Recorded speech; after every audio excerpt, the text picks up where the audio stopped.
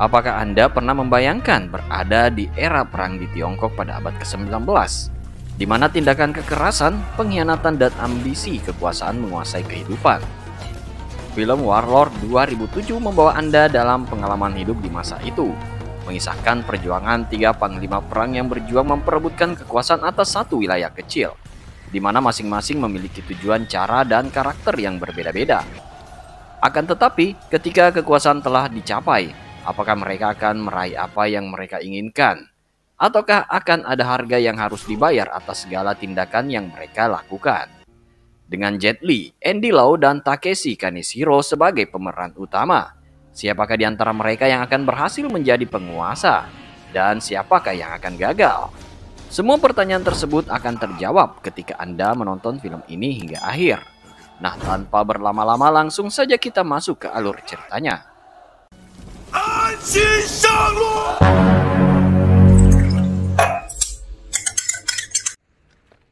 Di tengah mayat-mayat yang berserakan, terlihat seorang pria yang masih hidup berdiri di antara orang-orang yang telah meninggal itu. Pria itu adalah King Yun, seorang jenderal perang yang mengalami kekalahan karena dikhianati oleh sekutunya sendiri. Meskipun dijanjikan bantuan, King Yun dan pasukannya diserang oleh musuh dan semua pasukannya tewas, kecuali dia yang berhasil selamat.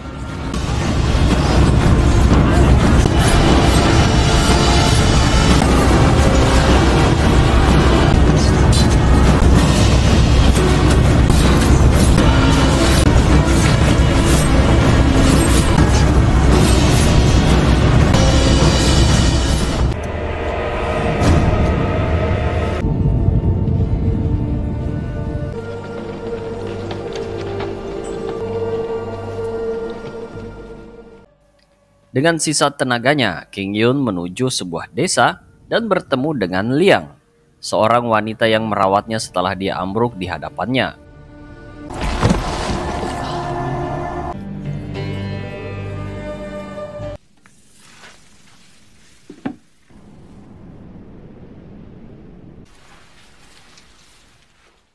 King Yun bercerita tentang tragedi 1.600 prajuritnya yang tewas dalam perang karena dikhianati oleh pasukan lain bernama pasukan Kui.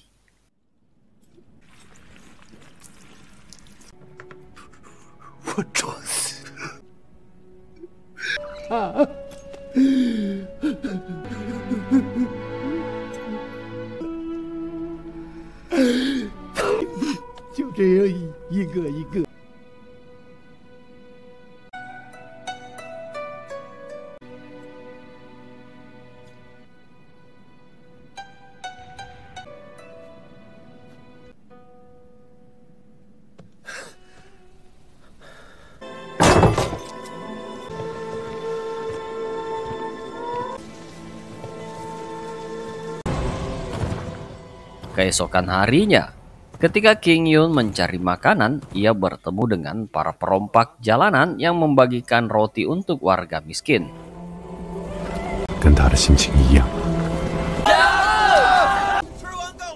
Wuyang, pemimpin perampok jalanan itu, menyadari kemampuan King Yun dalam bela diri dan memutuskan untuk merekrutnya ke dalam kelompoknya. "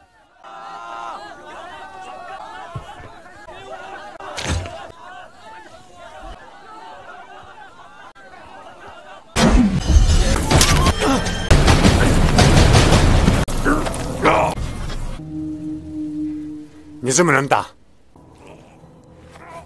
我带你见大哥。叶军良，快！他后来说，干什么活啊？ King Yun dengan cepat berhasil bergabung dengan kelompok perampok jalanan yang dipimpin oleh Wuyang itu.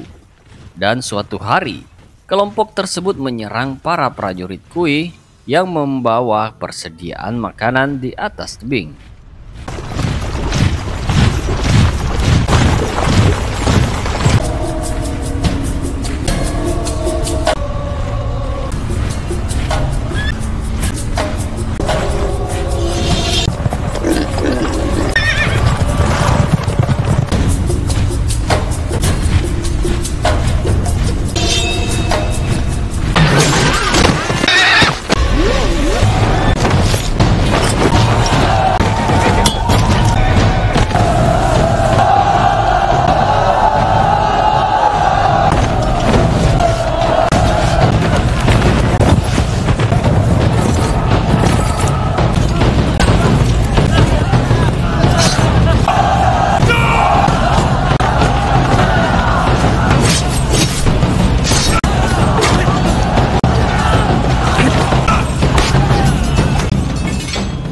Dalam kekacauan itu, Wuyang hampir terbunuh oleh sebuah hunusan pisau.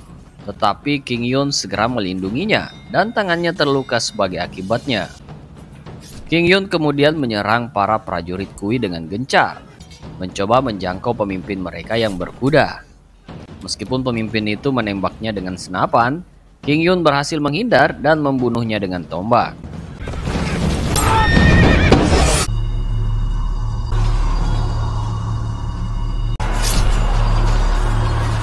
他还在教我，他不但救了我，那天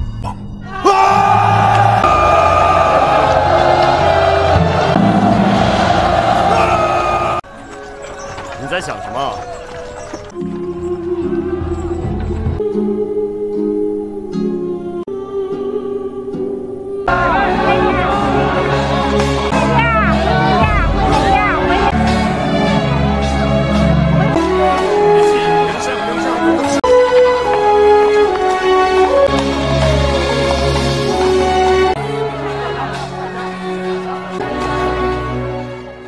Pertempuran itu berakhir dengan kemenangan kelompok perampok jalanan yang berhasil merampas persediaan makanan dan membagikannya kepada penduduk desa yang kelaparan. Namun di sini diketahui bahwa pemimpin sebenarnya dari kelompok perampok jalanan itu bukanlah Wuyang, melainkan seorang pria bernama Zhao Erhu. Wuyang dan Erhu sudah seperti saudara, memimpin kelompok mereka untuk memberi bantuan kepada penduduk desa. Setibanya di sana, King Yun melihat wajah Krab, seorang wanita yang telah menolongnya dulu. Ternyata Lian adalah istri dari Erhu. Mereka kemudian merayakan kemenangan dengan penuh semangat di malam itu, memakan hidangan lezat dan menikmati minuman yang menghangatkan.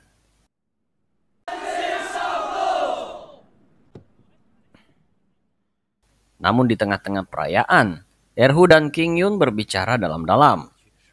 King Yun mengungkapkan identitasnya sebagai seorang jenderal perang yang menyedihkan karena kekalahan pasukannya yang besar. Pasukannya dikalahkan karena janji bantuan dari prajurit Kui yang tidak pernah datang. King Yun harus melihat ribuan anak buahnya meninggal dan hanya dirinya yang tersisa. 没有兄弟情大。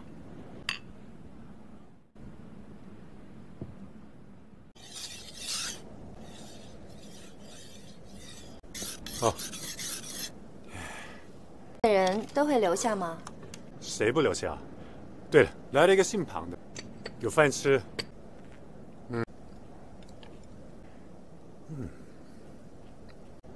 漂亮吧？啊，死人身上捡的。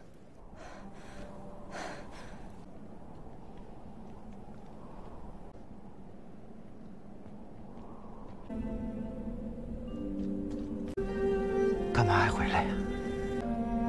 那玩意儿是真的吗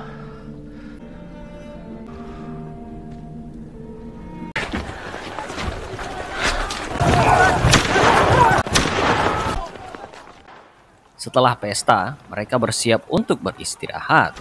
Tetapi tiba-tiba terjadi keributan.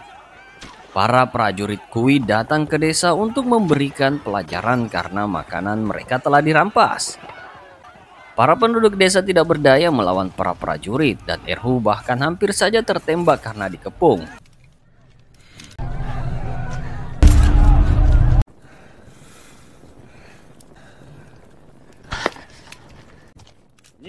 Erhu terpaksa menyerahkan senjatanya.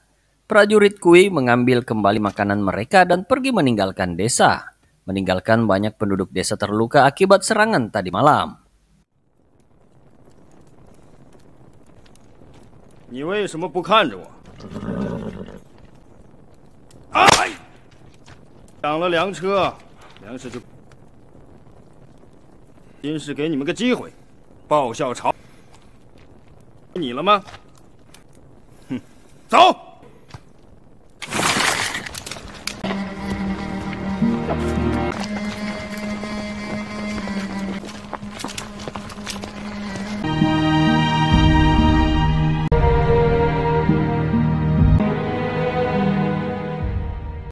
Erhu merasa sedih dan kehilangan semangatnya. Tetapi King Yun mengambil tindakan. Dia berkata, jika kalian ingin makanan, jadilah prajurit. Seorang prajurit akan dibayar dan uang itu bisa kalian gunakan untuk membeli makanan. 为什么不投了军有枪炮，有了军饷就可以买粮食养家糊口，投了军有军饷，这村子才真的太有了枪炮，就没人敢欺负我们。土匪，朝廷能收我们？我们是，他们根本看不上势大力强，我们这点人常被鬼子营欺负，一直想壮大人手。他的绿营兵倒是军机处的成功，政权不要再发生。 Meskipun ada beberapa yang tidak setuju, termasuk Wuyang, Erhu berpikir bahwa kata-kata King Yun ada benarnya.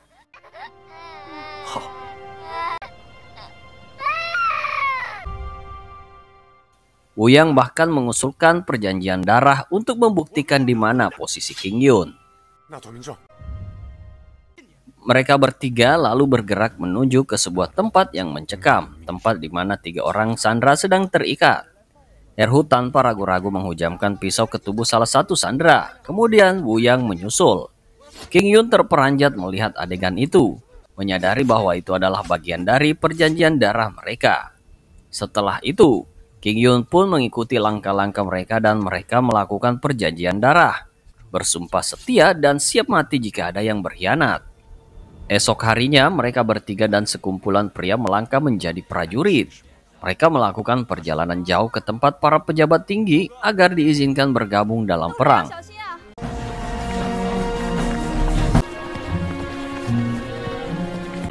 就留一句话，说誓死也不能清兵，10几名，带着一群人走了。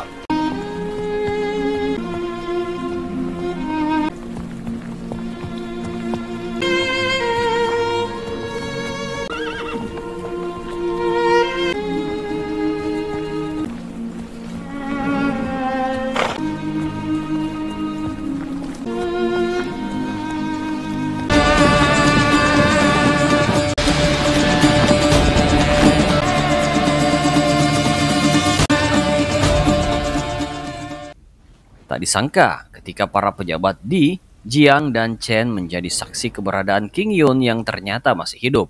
Mereka pun terkejut. Bahkan, ternyata pejabat Jiang lah yang memerintahkan prajurit Kui untuk membatalkan bantuan kepada King Yun dan pasukannya saat itu. King Yun lantas meminta untuk bergabung lagi dengan para kawan-kawannya dan menjadi prajurit lagi. Dia berjanji akan menaklukkan kota Su dengan syarat diberikan 800 prajurit tambahan.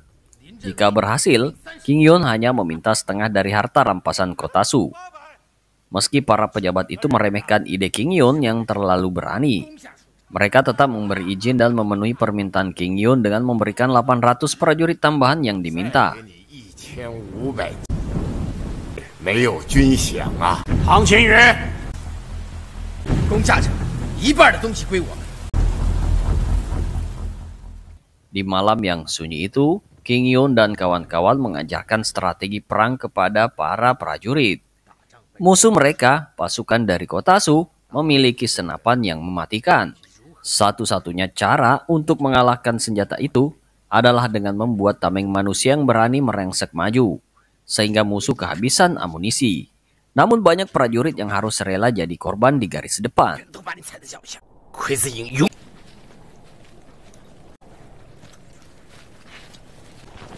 来支洋枪，仗很难打。要赢只有一个办法，弓箭只有100步，火枪的射程是200步，军相隔300大，不要躲，继续冲！箭手紧跟其后，再冲200。我们要有200个兄弟冲在前面，赢得这100步，拼命的贴上去，为弓箭手。 Wuyang dengan gagah berani menyatakan diri menjadi orang pertama yang akan berada di barisan depan. Melihat pemimpin mereka beraksi, prajurit lain pun dengan semangat turut mendaftarkan diri untuk maju di garis terdepan.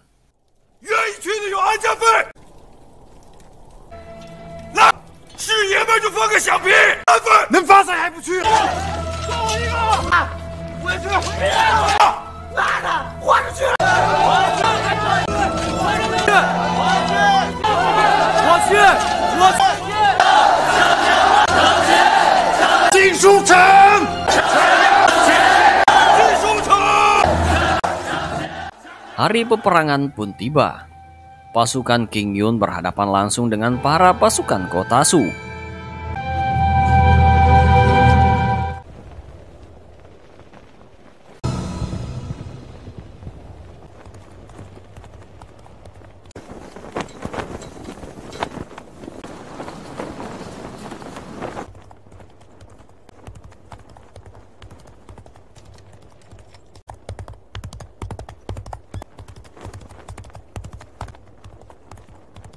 寡众悬殊，胜负已分，免你投降。天浩大。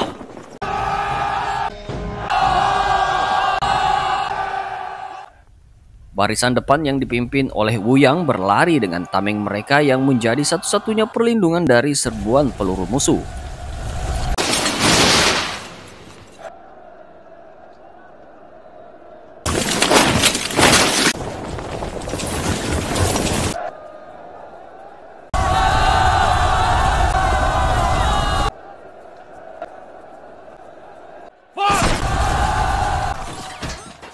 Beberapa prajurit takluk terkena tembakan musuh, namun mereka tetap gigih dan berlari maju.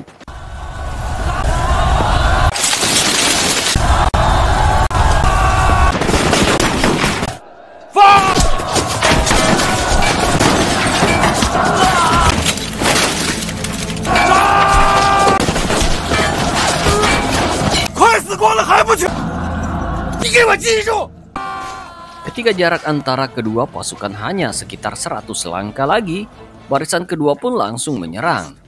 Mereka melepaskan serangan panah yang dilontarkan ke atas dan langsung mengenai pasukan senapan dari Kotasu. Kini, kedua kubu berada dalam jarak dekat satu sama lain. Pertarungan antara mereka terjadi tanpa henti.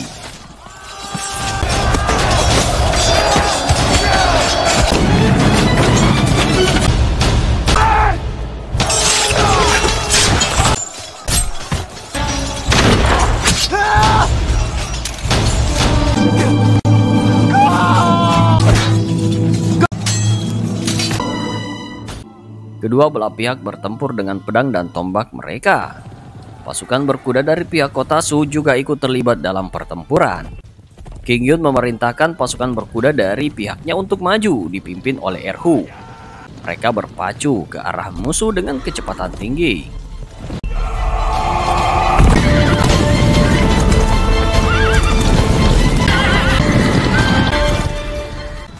Kembali pertempuran jarak dekat terjadi. Banyak prajurit yang terjatuh dan tewas dari kuda mereka. Namun, pasukan Kotasu punya kekuatan tambahan yang lebih mematikan, yaitu meriam. Meriam-meriam itu ditembakkan dan membuat Erhu dan pasukannya kesulitan menghadapi serangan tiba-tiba itu. King Yun tidak tinggal diam, ia maju ke medan perang untuk membantu kawan-kawannya dan melumpuhkan pasukan meriam musuh.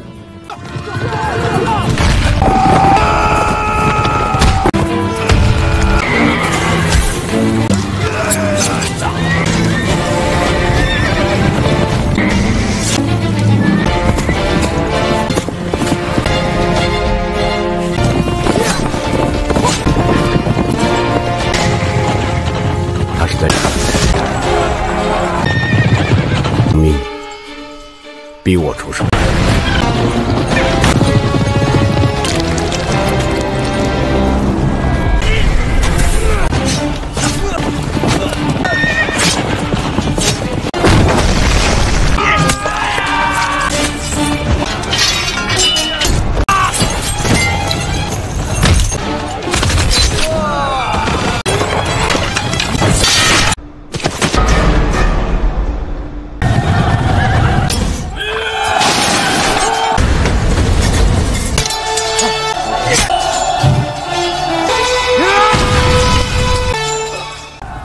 Dalam pertempuran sengit melawan pasukan musuh, King Yun berhasil menonaktifkan beberapa meriam dan prajurit musuh. Namun harga yang harus dibayar adalah bahunya tertusuk tombak hingga tembus ke belakang.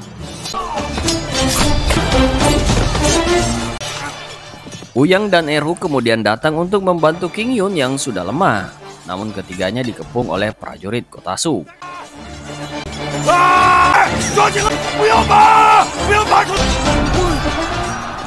Meskipun demikian, mereka bertiga berjanji untuk terus bertempur dengan sekuat tenaga bahkan jika harus mati di medan pertempuran.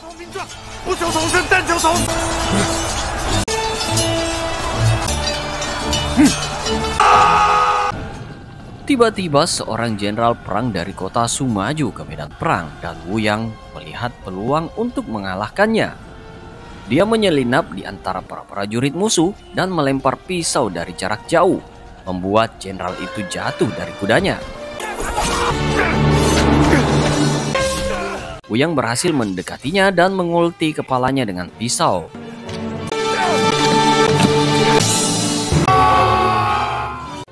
Di tengah kerumunan pertempuran, Wu Yang mengangkat kepala si jenderal dan kemenangan akhirnya berada di pihak King Yun dan kawan-kawannya.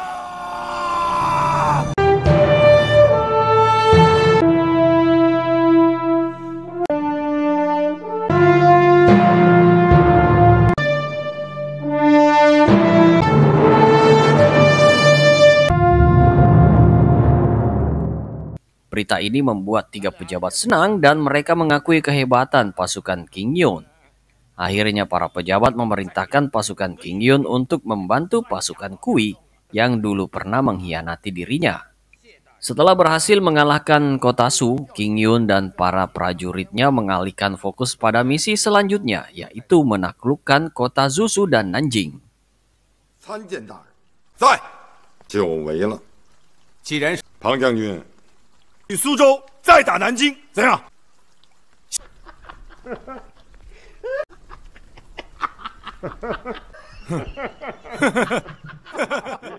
Mereka pulang ke desa mereka membawa kemenangan yang mereka perjuangkan dengan susah payah. Di sana mereka dengan murah hati membagikan uang dan makanan dari hasil rampasan harta kota Su yang mereka kalahkan kepada para warga.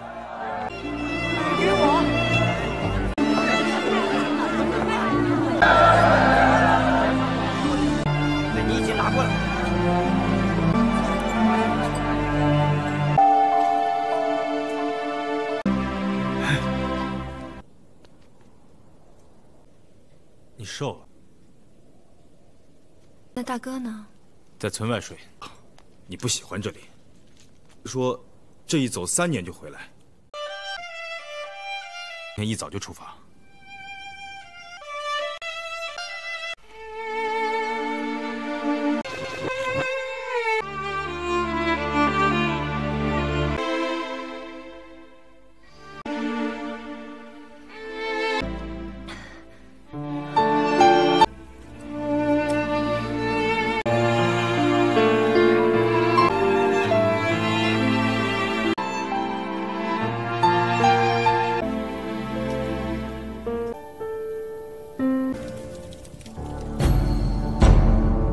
记住，兵不厌诈。 Mereka berjuang dengan tekun, menaklukkan berbagai wilayah dan mengambil langkah demi langkah untuk merebut kota Zuzhou. 3天，让兄弟们笑进城接访，抢娘们儿，抢钱抢粮。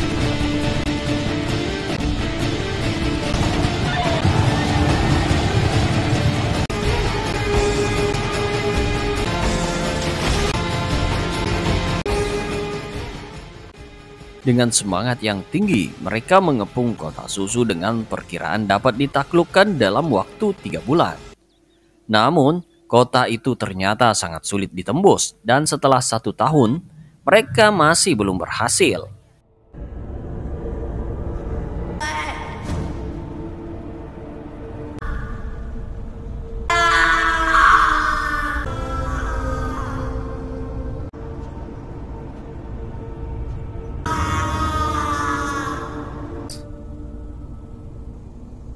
苏州城已成死局，你还要赌到什么时候？鬼子营就在城外等着呢。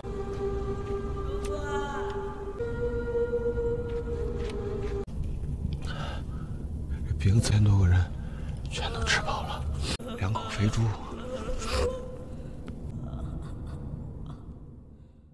Para prajurit yang mengepung kota tersebut kehilangan persediaan makanan mereka pada bulan ketiga, sehingga mereka harus bertahan selama 9 bulan dengan kelaparan.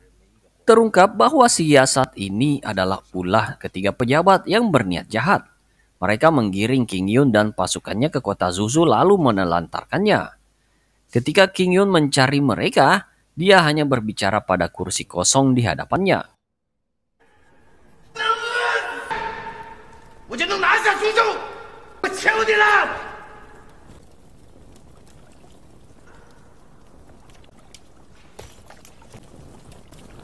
根本不知道苏州在打仗。两位回去吧。去魁子营。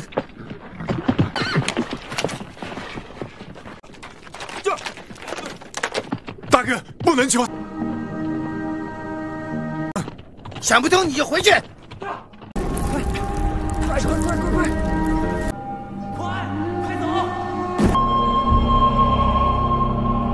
我得进去。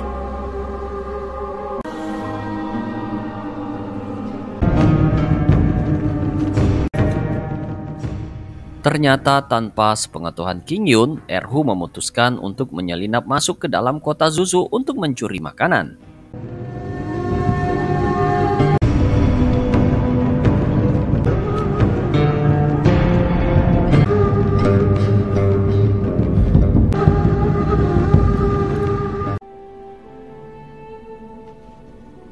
Lao天真好。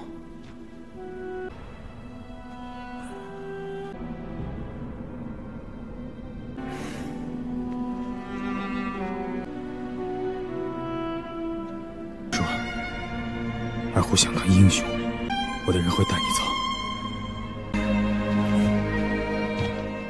给我粮食、枪炮。 Qing Yun pergi ke kubu Kui untuk meminta persediaan makanan dan menawarkan bantuan untuk menaklukkan kota Nanjing. Qing Yun menawarkan untuk membagi wilayah itu dengan kubu Kui. He Kui, jenderal yang memimpin pasukan Kui, setuju dengan tawaran Qing Yun karena Nanjing adalah kota penting untuk memperluas wilayah kekuasaan. 被那3个老头踩，我们一定要先打下南京。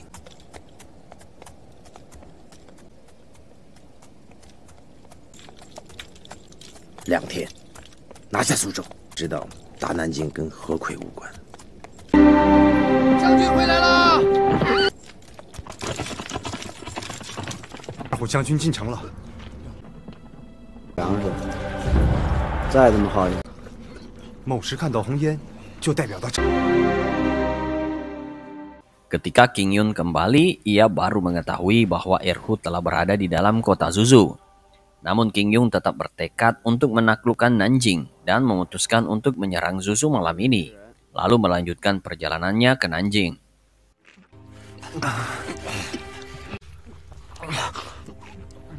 Sekarang 5年了。 我答应过兄弟们，攻城。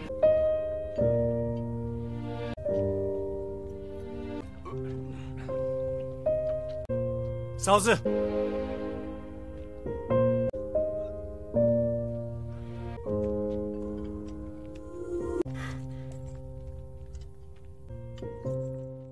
，Para prajurit segera bersiap-siap menyerang kota Zuzu, dan mereka akan melancarkan serangan mendadak di pagi hari.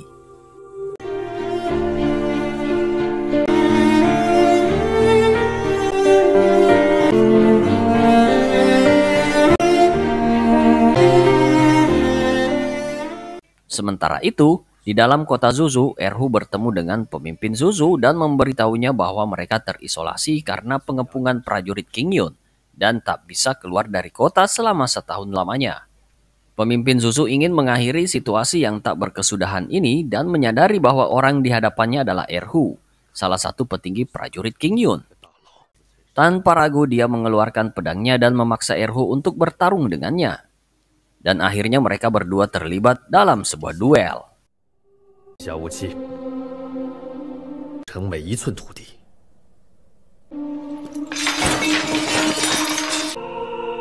投降吧！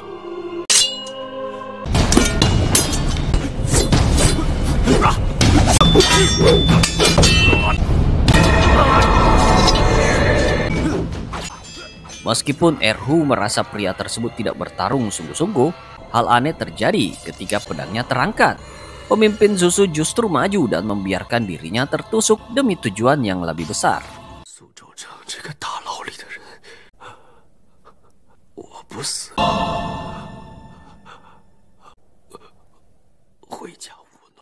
Saat-saat terakhir itu, ia meminta kepada Erhu untuk membebaskan penduduk serta para prajurit Zusu yang masih hidup.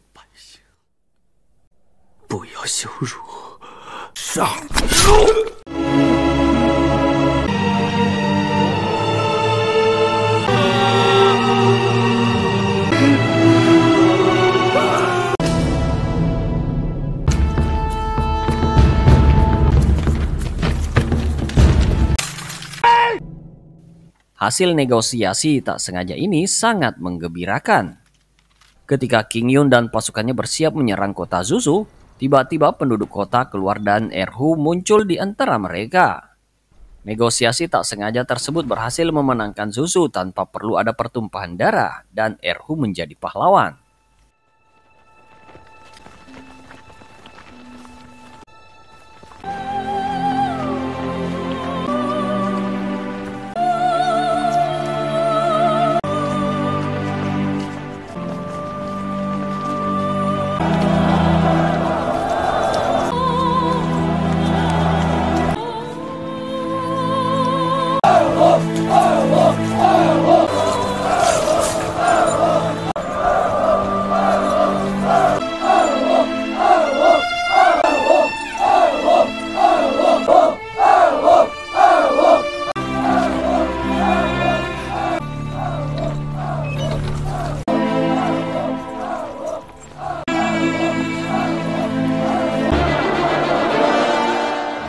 Namun, kegembiraan itu tidak berlangsung lama karena King Yun sebagai pemimpin tertinggi pasukan memerintahkan agar semua prajurit kota Zusu dibunuh. Erhu bersikeras pada janjinya kepada pemimpin Zusu untuk membebaskan para prajurit yang selamat. Namun King Yun dan Wu Yang tetap pada pendirian mereka bahwa membunuh musuh harus dilakukan untuk memastikan mereka benar-benar lenyap. Akhirnya Erhu harus diamankan ke tempat lain karena mengamuk. 大哥是对的，人无信就是兵不厌诈，这是战争。大哥是对的，让开！大哥是对的，给我让开！放开！放开我！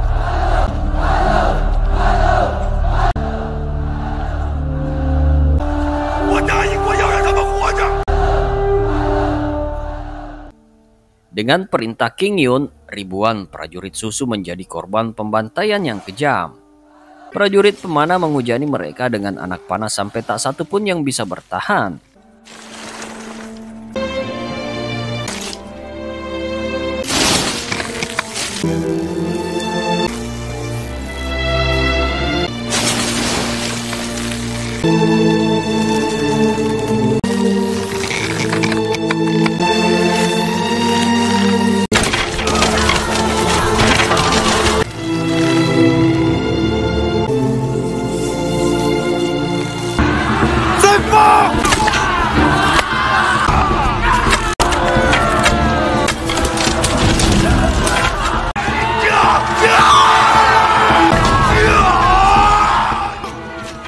Erhu merasa putus asa mendengar teriakan kesakitan dan merangkak melepaskan diri dari cengkeraman para penjaga.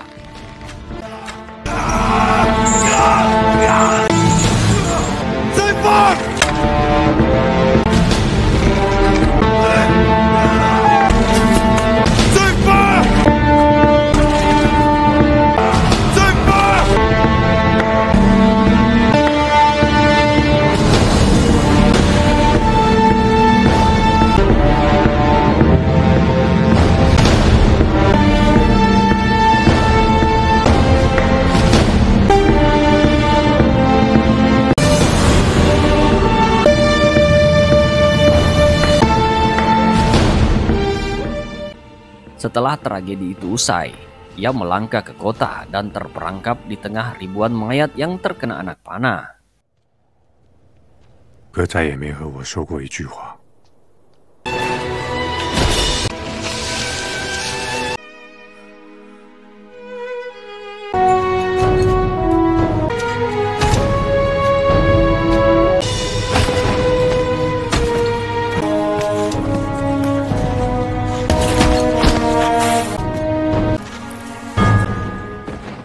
Erhu bersama beberapa prajurit yang sepemikiran lalu mencoba pulang ke desa, namun dihalangi oleh King Yun. 回家了！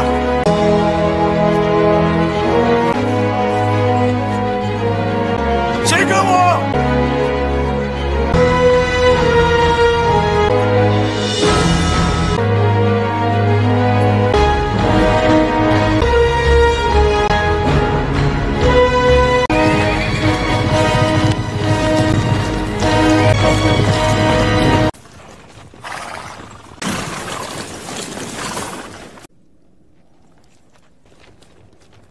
你不能走。 King Yun merasa kemenangan sudah dekat setelah Suzhou berhasil ditaklukkan dan hanya kota Nanjing yang tinggal. Menurutnya jika Erhu pergi, akan ada pemberontakan dan membahayakan pasukan. King Yun berjanji bahwa jika mereka berhasil menguasai Nanjing, kedamaian akan tercipta tanpa perang lagi.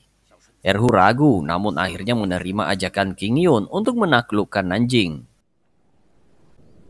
但他们是哪个不是穷人？上百万的是老百姓，可南京城，士兵就会死。大南京，我需要你。何奎先进去就完了，兵变了。你一走可是，你知道那后自相残杀，山子营的兄弟就不要逼我。 二哥，千万不可以走，没了，我们这家就真的没。二虎，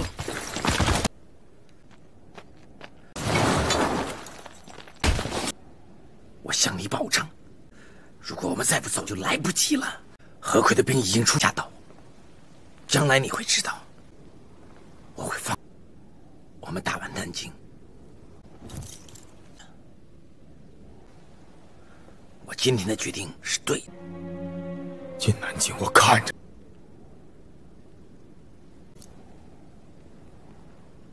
对，我跪着你。你错，我就杀。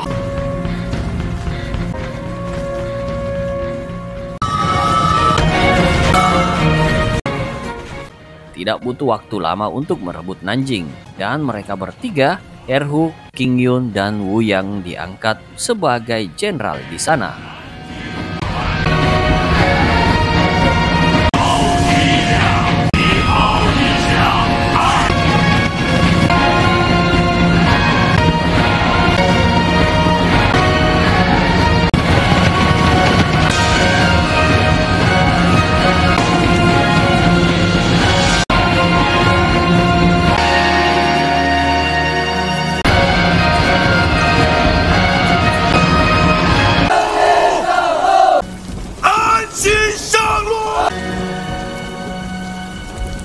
一辈子都是山子营的人，我们发过誓。 Meskipun demikian, Erhu terkadang membuat keputusan tanpa melibatkan King Yun dan Wu Yang. Sebagai contoh, ia memberikan rampasan sebagai gaji tanpa memberitahu King Yun. King Yun merasa frustasi melihat tindakan Erhu yang egois dan tidak mau berdiskusi terlebih dahulu. 有一半是军饷，是重罪。你知不知道你在做什么？我帮你发。那就只有一个头住，军队就是庞大人庞杰他，还不赶快卸！继续发钱。 Pada suatu hari Jenderal Hekui mengunjungi Erhu dan mengajaknya bekerja sama agar tidak lagi bergantung pada bayang-bayang King Yun. 赵大人，仗是你打的，功劳让别人，让你背信弃义，任天下了白了，共用南京。你我联手得了这把草。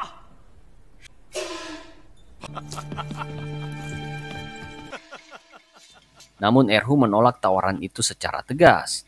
Suatu hari, Wuyang melihat istri Erhu, Liang, bergegas memasuki kota dan dia mengikutinya hingga melihat Liang naik ke sebuah perahu bersama King Yun. Wuyang seketika memikirkan bahwa Liang berselingkuh dengan King Yun. Seolah King Yun bisa membaca pikiran Wuyang, dia menatapnya dan dengan cepat menutup sekat perahu sebelum melaju pergi. Kabar tentang prestasi King Yun dalam menaklukkan Nanjing sampai ke telinga kaisar, dan dia diundang untuk menerima penghargaan. Dalam upacara tersebut, King Yun menerima pengangkatan sebagai gubernur di wilayah Jiangsu, sebuah jabatan yang sangat diidamkan oleh banyak petinggi. Dalam upacara tersebut, King Yun menerima pengangkatan sebagai gubernur di wilayah Jiangsu, sebuah jabatan yang sangat diidamkan oleh banyak petinggi. 加封两江总督青云，劳苦功高，还说收复南京，杭修身养民，免除两江辖区3年赋税。苏州杀人。哦，谢太后。准奏。 Setelah bertemu dengan kaisar, King Yun berbicara dengan 3 pejabat yang dulu pernah bekerja bersamanya. Mereka khawatir bahwa sikap pemberontak Erhu bisa menjadi hambatan bagi King Yun untuk menjadi gubernur. Kejadian ketika Erhu hampir memberontak saat kota Zuzu ditaklukkan membuat mereka semakin khawatir. King Yun sadar akan kekhawatiran mereka dan mereka mengusulkan untuk menyingkirkan Erhu. 50上任，翻了翻黄历，4月初，你得好好活着。喂，庞大人，要想有所做，告辞了。 Kembali ke Erhu, ia sedang berada di kamar bersama istrinya, Lian, ketika seorang pelayan tiba-tiba mengetuk memberikan kabar yang mengejutkan bahwa He Kui akan membunuh King Yun. Kabar itu ternyata palsu, namun Erhu termakan oleh berita hoaks tersebut dan terhasut untuk mengambil tindakan. Dia mengunjungi kediaman King Yun, namun sang pemilik rumah hanya diam dan bersembunyi di dalam. Kemudian Erhu mendapat kabar hoaks selanjutnya, bahwa King Yun berada di kota Jiangsu dan ingin berbicara dengannya. Erhu segera memacu kudanya menuju Jiangsu.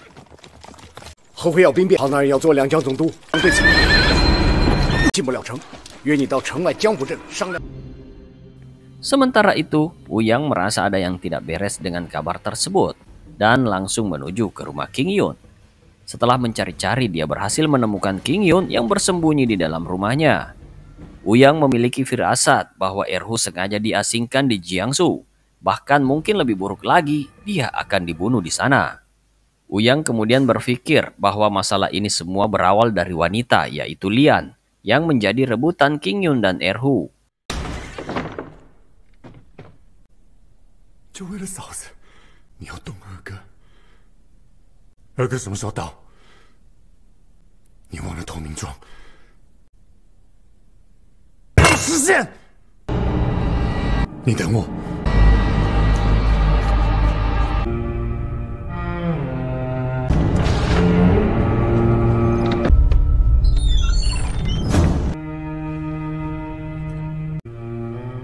Wuyang来与你告别。Saat Lian melihat Wuyang, dia merasa curiga dan menyadari bahwa dirinya akan dalam masalah. 我送你，可为了你。 要杀二哥？不可能，不会的。这么好看的纱帘了，我不。你下来。Wuyang langsung menyeret Lian dan memasukkannya ke dalam kasur. Dia mengacungkan pisau dan meskipun Lian memohon agar tidak dibunuh, Wuyang merasa bahwa tindakan ini dilakukan untuk menyelamatkan Erhu. Dia tidak yakin apakah cara ini benar atau tidak. Namun Wuyang merasa bahwa dia hanya bisa melakukan apa yang terlintas di kepalanya. Akhirnya Lian tewas di tangan Wuyang.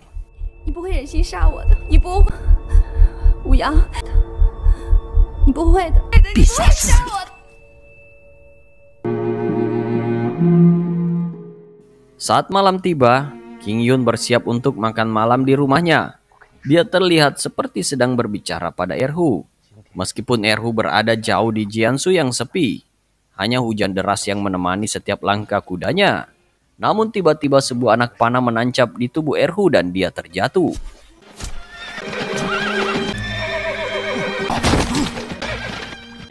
Anak panah itu menembus tubuhnya beberapa kali dan dia meneriakkan nama Hekui, mengira bahwa dia diserang oleh Hekui.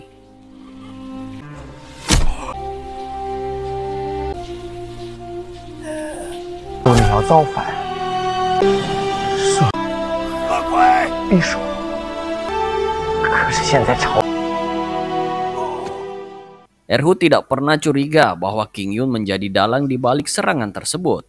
King Yun masih berbicara sendiri sambil menahan tangis, menyadari bahwa dia telah membunuh saudaranya sendiri. Wuyang datang ke rumah King Yun dan berteriak, "Jangan bunuh Erhu. Aku telah membunuh Lian. Jadi tidak ada lagi perselisihan karena wanita," kata Wuyang. King Yun hanya bisa menangis, menyadari bahwa dia telah kehilangan saudaranya dan kekasihnya.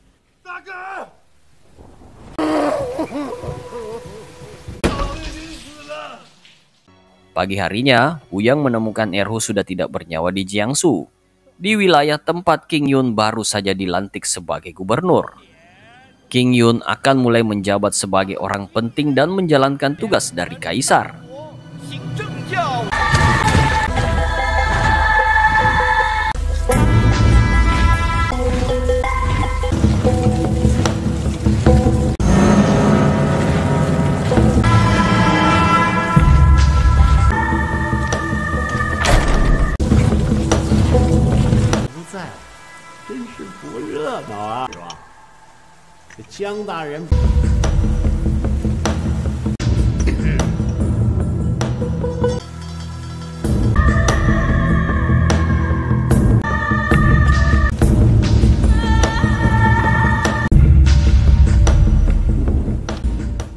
Namun tiba-tiba Wuyang muncul dan menyerang King Yun di tengah jalan. Wuyang merasa sangat tidak terima ketika Erhu tewas, sehingga dia mengingatkan kembali janji berdarah yang mereka pernah sepakati, bahwa mereka harus saling setia dan jika ada yang membunuh saudaranya sendiri, maka orang itu juga harus mati. Namun Wuyang hanya mengandalkan amarahnya saja, karena kemampuan bela diri King Yun jauh di atasnya.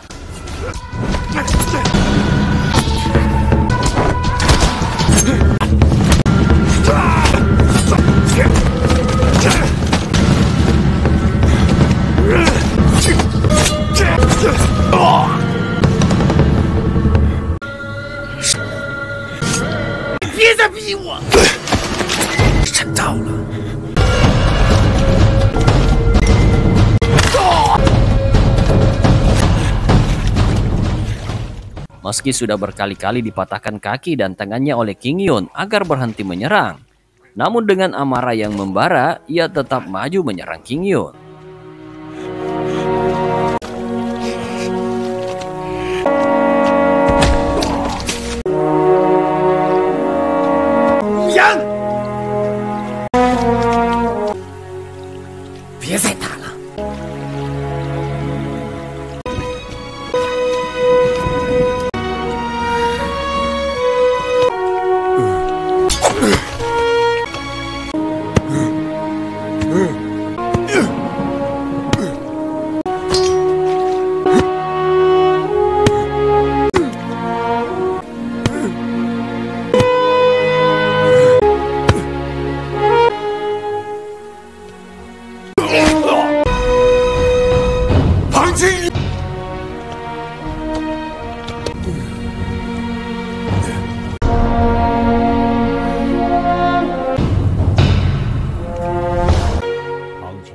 Tak lama kemudian, dari kejauhan, mereka diserang dengan senapan.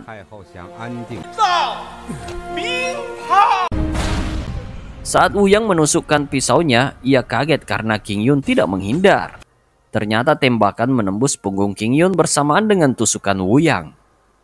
Wuyang mengira bahwa dirinya telah berhasil mengalahkan King Yun, dan sama sekali tidak menyadari bahwa ada yang menembak punggung King Yun. Dia menyabetnya satu tusukan terakhir sambil berteriak, "Aku Wuyang telah membunuh King Yun."